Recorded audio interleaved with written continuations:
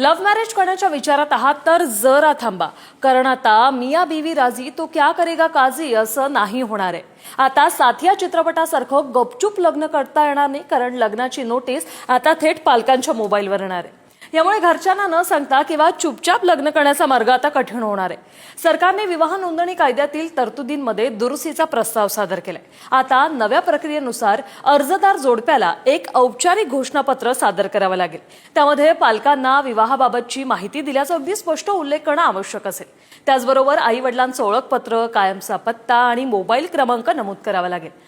कागदपत्रांची पडताळणी पूर्ण झाल्यानंतर सहाय्यक निबंधकांकडून संबंधित पालकांना 10 कामकाजाच्या दिवसात एक इलेक्ट्रॉनिक किंवा लेखी स्वरूपात सूचना पाठवली जाणार। पण हे सगळं कुठे होतंय, तर हे होतंय गुजरातमध्ये। या बदलाचा उद्देश पारदर्शकता वाढवणं आणि कौटुंबिक वाद टाळणं असा दावा गुजरात सरकारचा आहे। आणि या प्रस्तावावर सामाजिक आणि कायदेशीर पातळीवर चर्चा सुरू झाली। पण काही जण याला कुटुंब व्यवस्थेला बळ देणारा निर्णय म्हणतायत, तर काहींच्या मते हा वैयक्तिक स्वातंत्र्यावर परिणाम करणारा निर्णय ठरू शकतो।